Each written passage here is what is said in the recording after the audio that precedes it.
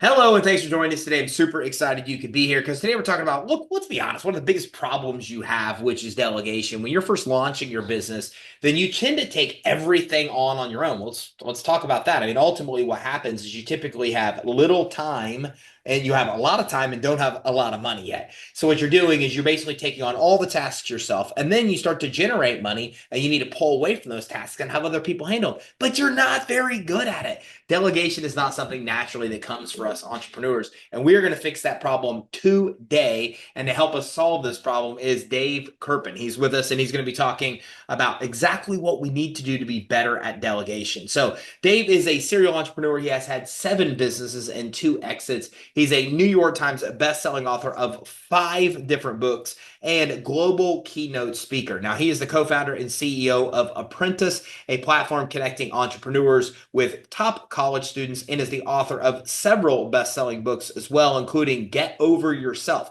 The Art of People, Likeable Social Media, and Likeable Business as well. Now, he is a popular contributor to Inc.com and a LinkedIn influencer, and has been featured in many media outlets, including the New York Times, the Today Show, CBS Early Show, BBC, Financial Times, and more. Now, additionally, Kerpen is the executive chairman of the Nursing Beat and an investor in several companies through Kerpen Ventures. He was previously the founder and chairman of Likeable Local and was the co-founder and CEO of Likeable Media, which has sold to 10 Pearls in April of 2021. And most important, Dave is a father of 3 beautiful, healthy children and husband to Carrie. Dave, thanks for coming on the show with us today. Oh, thanks so much. Thanks so much for having me, Todd. Great to be here. Yeah, man, you've done a lot of cool things. So you can only do this if you're really good at delegating.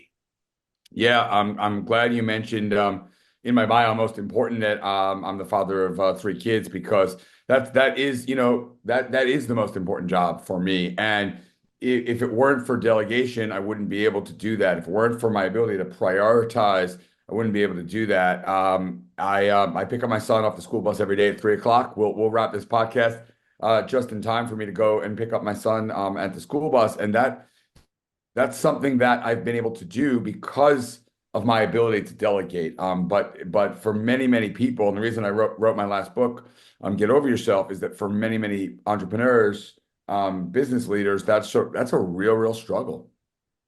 So why is that a struggle? When you were researching the book, what did you find? Because we suck at it. We really suck at it. I mean, of all the things we suck at, being delegating is probably one of the top of the list. So when you research this, what did you find? Like, why are we so bad as entrepreneurs at delegating?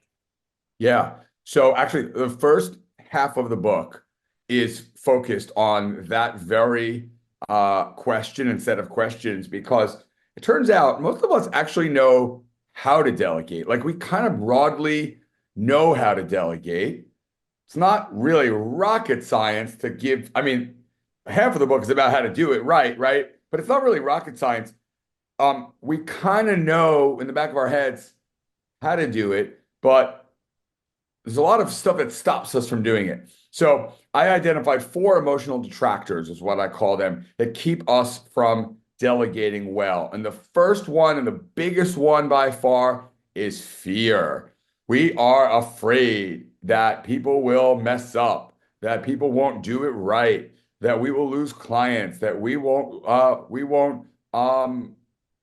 be able to build a business. There are many things that we are afraid of that hold us back. Fear is the biggest thing that holds human beings back in general, and fear of fill in the blank, lots of things going wrong, is the biggest emotional detractor that keeps us from delegating. The second biggest, right behind fear, is trust or lack of trust, distrust.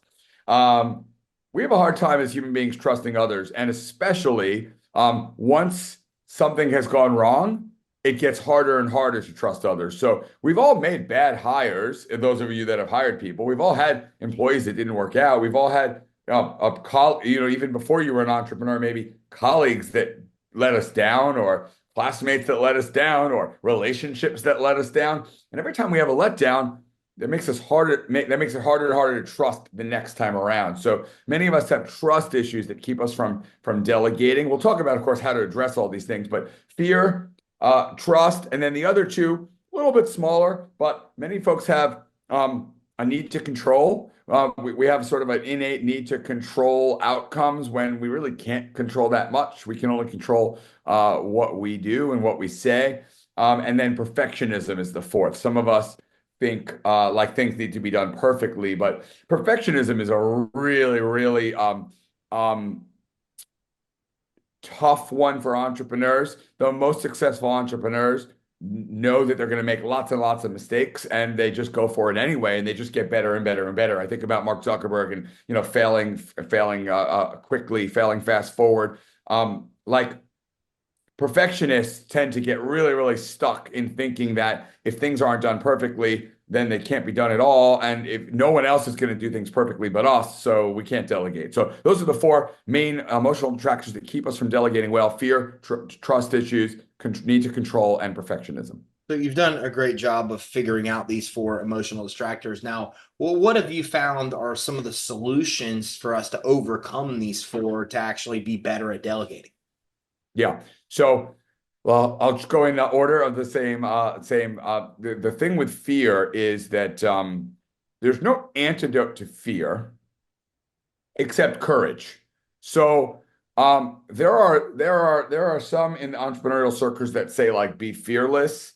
Like I reject that. I don't think it's possible to be fearless. I'm filled with fear every day. Like I'm afraid I'll say something idiotic on this podcast right now, but I'm still on it, right? So like my antidote to fear, my solution to fear is feel the fear, feel into it, get it, address it, recognize it, and go for it anyway. That's the definition of courage. So yes, I'm afraid that if I hire somebody that they're going to screw up. Yes, I'm afraid that if I bring on a partner, they're going to screw up. Yes, I'm afraid that they're going to make mistakes. Yes, I'm afraid of it all. And I still know that if I really want to scale and if I really want to be available for my kid at 3 o'clock, I'm going to have the courage to trust somebody else, which brings me to the second one, trust. The biggest way to when we have trust issues to solve that is to start small. So people earn trust, and trust can be eroded. But if we start on with a blank slate with someone, before I bring on a partner or hire a CMO or a CEO, if I'm executive chairman, I'm going to start with a small project, a small task.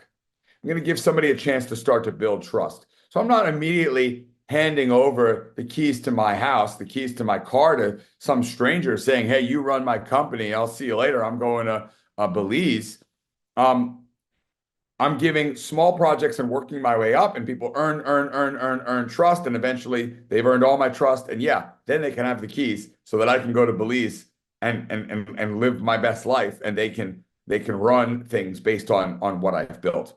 Um, Need to control, man, that's something that all humans struggle with to one extent or another. Some of us have bigger control issues than others. The serenity prayer has been most valuable to me. God grant me the serenity to accept the things I cannot change, the courage to change the things I can, and the wisdom to know the difference. So I spend a lot of time checking in with myself. What can I control here? What can I not control here? And trying to understand and like let go of the stuff that I can't control. A lot of stuff I can't control. We just got out of an election.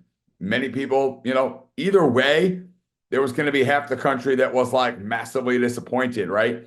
But we can't control the outcome. We can only control our response and making sure that we are calm, cool, and collected and move us forward no matter the outcome.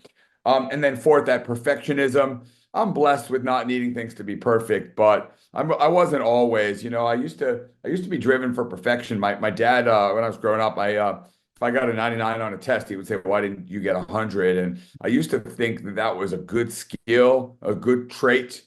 Now I know better. I know that 99 is good enough. Hell, 75 is good enough. Get it done and move forward. Learn from your mistakes and keep on moving. But to those of you that are listening or watching and you're really a perfectionist, I would challenge you to look back on the last 10 times that you really waited for something till it was perfect.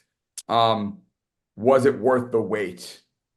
It probably wasn't. Every website I've ever built, it's like this big project and big production and lots of time and money goes into it. And then you launch the website when it's perfect. And guess what?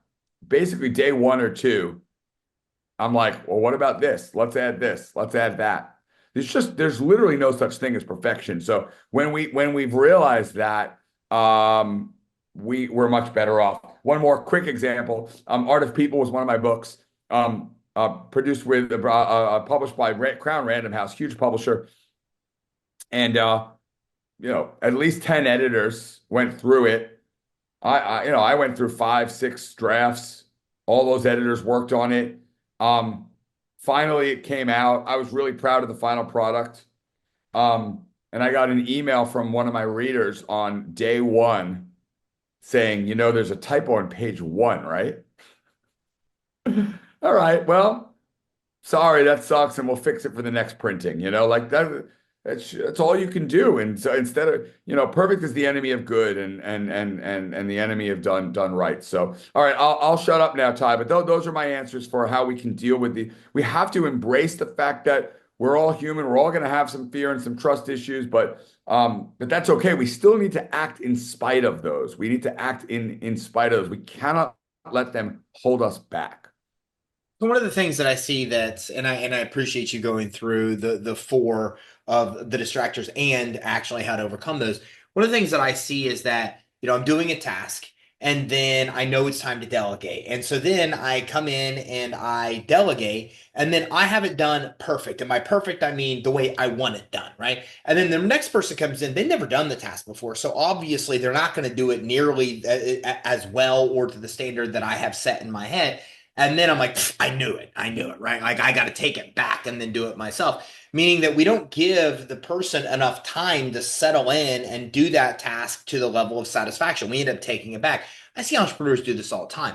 What advice do you give to overcome that? Because that seems to be the trend. Even when we do recognize it needs to be delegated, then we do it and we pull it back too quickly without letting that person get in and settle in and do it to our standard. And ultimately, what would become better than what we did it if we just would have given them time. Yeah, yeah. The first step is like having the humility to realize that it's basically impossible that we would know best exactly how to do something, anything. Like think about it. Of the billions of people in the world, like why in the world would I'm really, really good at sales, but there's still millions and millions of people that are better at sales than I am. I'm really, really good at marketing. There's still millions and millions of people that are better at marketing. And by the way, I'm really bad at administrative tasks, coding, design. So I'm like low percentile on all those things. So the first thing is this humility of like, I probably don't know the best way to do things. So, and then the second step is getting out of the habit, if we can, of delegating tasks or even delegating projects, and instead delegating outcomes. So here's what I mean by that. I don't care how you get there. Just get me to or close to the finish line. And here's my vision of what the finish line looks like. I joked in either the book or some podcasts about this, and I'm not advocating cheating, but a couple decades ago there was a marathon, New York City marathon, where a woman literally took the subway like to the last like half mile away from the end of the finish line, and then jumped in and completed the last half mile of the marathon to cross the finish line. I don't want you to cheat, but I want to empower you, my person, to figure out how to get to the finish line. And I don't really care about steps A, B, C, or D, because like, why should we care about that? We should care about the outcome. So if I'm assigning a task, a project, etc., instead of like, here's how to do it, it's here's what I'd like to see happen at the end. Can you get close? Do you have a vision for how you can get close? and how can I support you on getting to that vision? Um, and if it can be a shared vision, if they can really have some buy-in about what that finish line looks like, even better. No, it makes a ton of sense. And I like that. In the military, we refer to this as like commander's intent, meaning if I tell, somebody to go take a building and they get to that building and they can't take it because the stairwell's blown out, they don't know what to do next. They got to come back to me to get it done. Whereas if I just tell them the point is to get the best vantage point of the east, if the stairwell's blown out, they go find another location to get the best vantage points of the east.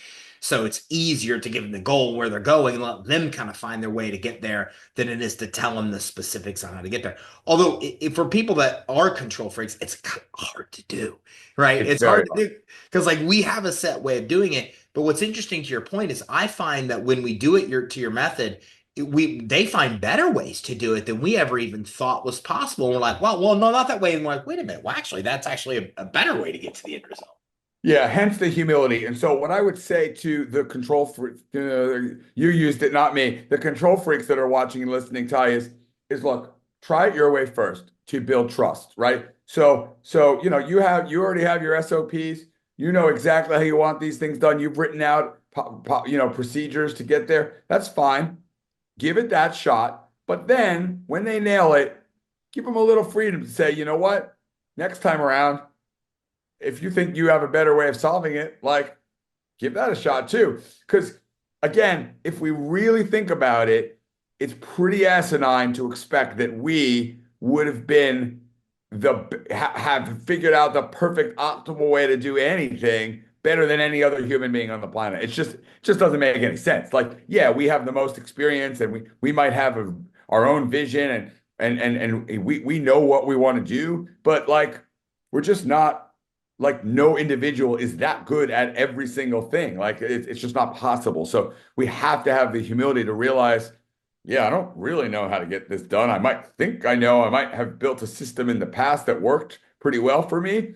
And yeah, if I want to settle for that, sure. But like people don't really like being robots. Like nobody likes being hired for a job where they have absolutely no freedom, no flexibility, no sense of empowerment. Like that's not even that, it's not a good formula for long-term success anyway. Like that person might follow every single rule and every single procedure, but like, is that really the way to build a company, to build an ecosystem, to build something? Probably not. It's hard to imagine, right? But when we give people the freedom and the flexibility, it's like trust but verify. Give them the freedom and the flexibility to get there. They're going to get there eventually, or they're not, and you'll fire them and you'll move on. So like that's the other thing. Sometimes people are too attached to, they finally delegate, and then they're like, okay, well, this person, I can't fire them. I got to give them a chance and another chance and another chance.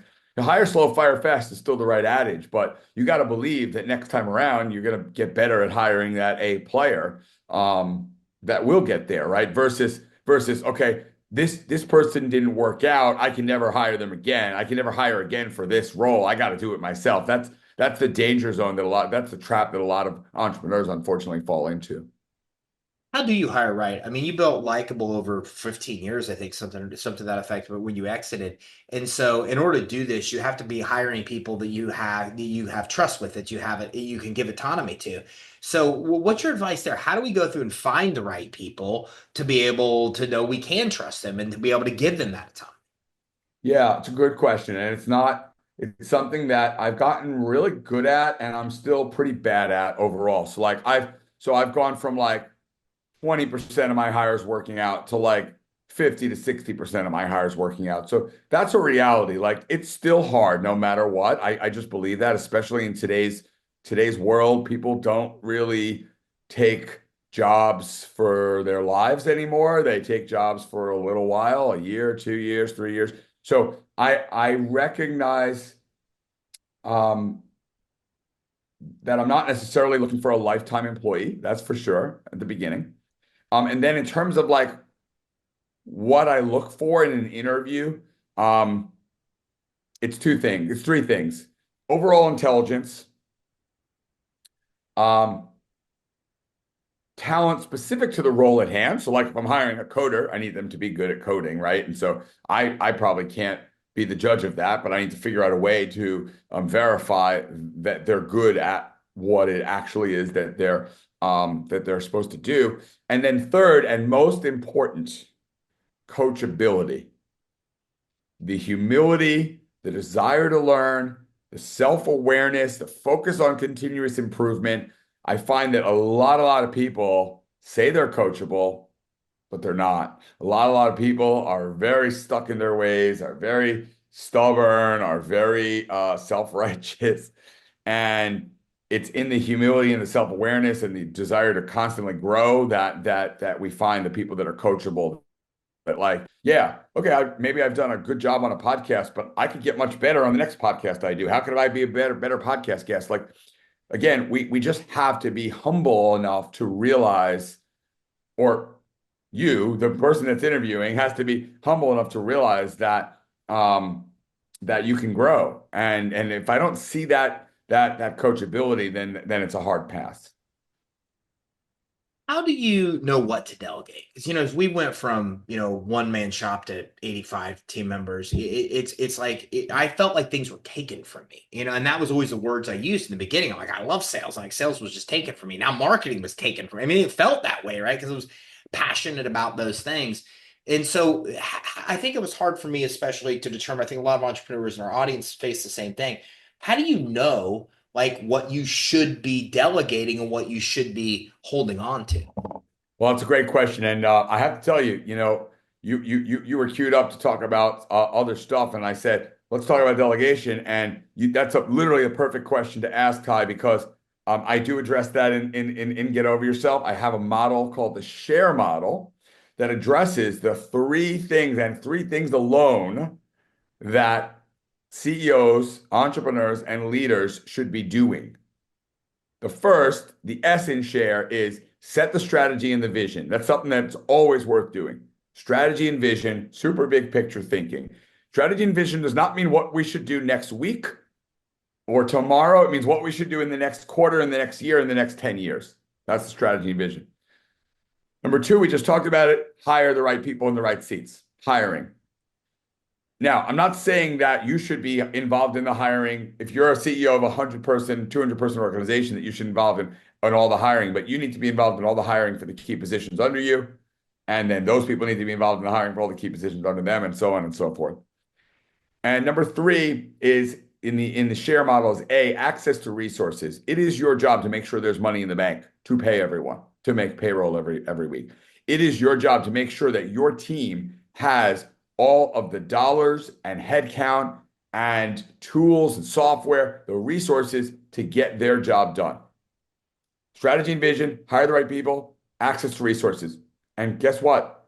Literally everything else, in my mind, in my view, in my model, should be delegated. Everything. And that's why the R in share is remind yourself that if the task or project at hand isn't one of the three above things, empower somebody or some group to do that work. And I'll tell you a funny story. I got into an argument with my editor about this. And this is ironic because I did the book with a small publisher, Ben Bella Publishing, great publisher. And the head, the owner of the company, the CEO of the company, took such an interest in me and the book that he said, I'm going to personally edit this the first draft around. And I said, that's sort of ironic that you would personally work on it because you should be delegating that to editors, but fine. So you're going to look at it. So he does the first read. And he comes back to me, he says, I have an issue with the share model. He said, what if you're really good at something? Like, if you're really good at marketing, shouldn't you be doing the marketing? If you're really good at sales, shouldn't you be doing the sales? If you're really good at coding, like, yeah, Mark Zuckerberg was still coding in Facebook in the early days. Shouldn't you be doing the coding? I said, look, I'm not saying you can't do these things. You can do whatever you want. But the downside, if you're, quote, really good at marketing to doing the marketing, is you're stuck with a disempowered marketing team that feels like they can't do anything because the CEO wants to get their hands involved in marketing. If you think you're so great at sales that you want to run sales, you're disempowering the potential sales manager from being able to emerge as a leader. So in my mind, if I want to be involved in the marketing, if I want to be involved in the sales, if I want to be involved in the fill in the blank, I'm still going to empower somebody. I'm still going to hire somebody. I'm still going to delegate it. And I might sit in on a meeting or two. And if I have some brilliant idea that I want to share, I'm going to send a text message or an email after the meeting to the head of the marketing team or the sales team, et cetera. I'm not going to interrupt. I'll really literally be a fly on the wall, listening in, taking it all in, but not interrupting, not getting too involved. The problem is that we CEO types, we entrepreneur types, we have so much energy and so much interest and so much excitement. And of course we do. It's our company. I get it. But the unintended effect of that is to disempower people, is to scare people, is to intimidate people, is to get people thinking, oh, we can't come up with our own ideas because the CEOs can always have his or her ideas. So I really try to stick with those three things, and try to delegate the rest and all of it. I know it's hard, especially hard. The biggest objection I get from early entrepreneurs, I know you have some folks listening that maybe just getting started, is I don't have people to delegate the work to. And to them, I would say two things. If it's really low level tasks, you do. Just go on Upwork. It's $10. Like, figure out a way to delegate the low level stuff. If it's high level stuff, my challenge to you is maybe take on a partner. See if you can take on a partner, because you won't have to pay them cash. You'll have a smaller piece of a bigger pie, but the way I've been able to build companies is taking on partners early on, or raising venture capital, but that's not easy. You know that. But taking on partners, and then multiple people can own. You're essentially delegating a lot of work to your partners in that case. Yeah, and it's really powerful. My last company, I exited, my VA still with me today, 15 years later. Like, she ended up coming with me to this company, and my VA that was by my side that helped build this company, she's actually now runs a lot of things in our marketing and our podcast manager. I mean, have been with me for 10, 11 years now, right? So it's interesting because those VAs can do so many more things than you think you can on Upwork. And you can even get them $6 an hour, $7 an hour to start. And it's astonishing on how much of your time you get back just by starting at that point. I mean, just phenomenal advice. Yeah, no, totally. And well, part of the reason we started Apprentice is very similar to that. Like, really smart college students can get a lot of really good high level work done for, again, a lot less. Now, you can't pay them $6 an hour like you can with certain outsourced countries. But you can get really, really smart, really good English speaking folks to do work that, when these kids graduate, they're going to be going to EY and McKinsey and Google and making $125,000 a year. But while they're still in school, you can hire them for significantly less. And that's really how the apprentice model emerged. I love that. And talk to me a little bit about, before we wrap up, tell me a little bit more, because you're at chooseapprentice.com. So tell me a little bit more about this. Yeah, so my first, I've been blessed with the mindset to delegate from the start. But with our first company, Likeable, that we started now 2007, so oh my goodness, 17 years ago, we started this company to have more time with our young daughter, and it exploded really quickly. And all of a sudden, we had a couple $1 million in revenue and no time on our hands. And we thought, okay, well, we'll just hire people. But the way many businesses work, as you know, is cash flow isn't always happening quite yet, right? People are paying 60 days later, 90 days later. Some of these brands now in the brand marketing space, they pay like net 120, net 150. And it's like, how do you build a company like that? It's wild. So one of our solutions was to start hiring college students, because we could pay them a lot less, and they were really smart and driven and could do great work. At one point early on in our company, Ty, we had 60 college students working for us and only 10 full-time staff. We realized that this model really scaled well. It was great. So I actually ended up taking that same model to a couple other companies. And at one point, about 5 years ago, this young man, while he was in school, he was working for me. He had worked on $1 million real estate client for me. He had co-authored a book with me, done really good work while he was still in school. And he said, Dave, I think there's a business model. You've been working with all these college students here. I think there's a business model doing what you've been doing with college students for other entrepreneurs and business leaders. Can we connect them and take a piece of the money that's going to each college student? I said, yeah, you're right. That's a really good business idea. And we started the business, and 6 weeks later, I was in business with this kid. And then a year and a half later, this kid had $1 million business at age 23.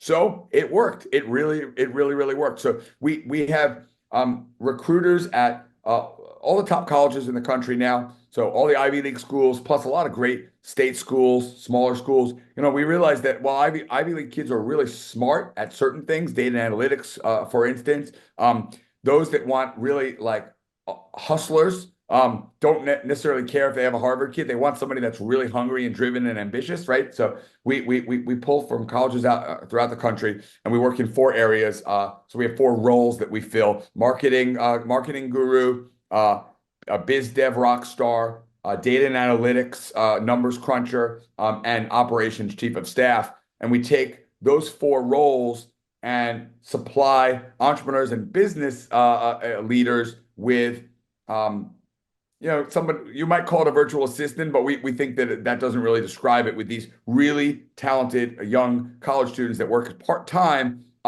And they're going to be making 125 grand, 150 grand in a couple of years. But while they're still in school, we give access to, small business owners that wouldn't otherwise have access to these really, really smart talents. So it's been a really fun business. My daughter now is a senior at Boston University, and so she's really taken over, and me, I like to delegate. So she's really running the business for me now, and it's been a real joy. So Dave, great talk today. Where can everybody go to, first of all, get your book? And the second thing is where can they go to learn more about the apprentice program?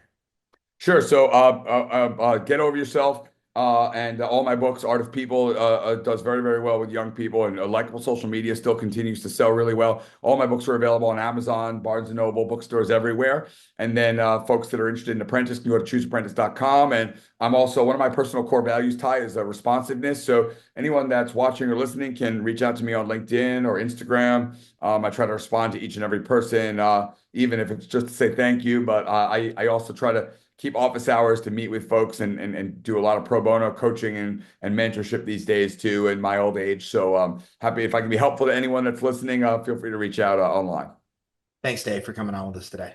Thanks for having me. All right, so listen, if you're watching this, there's a couple things you want to do. First of all, you're hearing from somebody here that went from startup to get extra time, which did not work out very well because, right, all of a sudden he becomes overwhelmed and builds like an 8, even probably close to 9-figure business, right, and exits. And this is how he did it, right? He freed up the time to prioritize family by coming in and learning the art of delegation. And this is something you're struggling with. I know you are, because we all do. So make sure that you go and check out Get Over Yourself. And by the way, when you're on Amazon grabbing Get Over Yourself, which I'm going to do and you should do as well, then you might want to make sure that you search Dave's name there, because Dave also has a lot of other good books that you could be able to grab while you're there as well. And again, it's Dave Kerpen, Kerpen. So make sure that you're searching his name on Amazon, and make sure you absolutely get Over Yourself. And by the way, he's got a very unique methodology to make it easy for you to delegate by actually having really high level, very smart kids. I mean, to get into these Ivy League schools and the places he's pulling them from, 4.0 won't work anymore. Like, you have to be very, very, very intelligent to be able to get into these places, and done a lot of amazing things. So make sure that you check out as well chooseapprentice.com, because if you go to chooseapprentice.com, you can look at using these apprentice model to be able to make it easier for you to delegate. Remember, none of this means anything if you don't take action. So make sure you go to chooseapprentice.com, learn more about how to get really high level people that you can delegate to for way less than a normal employee would cost you. And make sure that you're grabbing Dave's book as well, Get Over Yourself, so you can master this art of delegation, and you'll be able to have a good life on the personal side outside of your business, while still scaling your business to 7, 8 figures and beyond. So thank you very much for tuning in. Take care. Have a great day.